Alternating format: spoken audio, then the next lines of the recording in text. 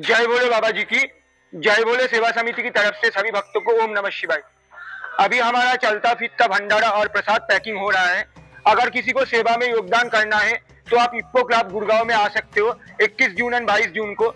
आज शाम 7 बजे तक और कल भोले बाबा की कृपा से 1-2 बजे तक पूरा करने का कोशिश रहेगा। बाकी भोले बाबा की इच्छा है, हम तो सिर्फ आधार है, जो करता है भोले बाबा। जय भोले बाबा जी की।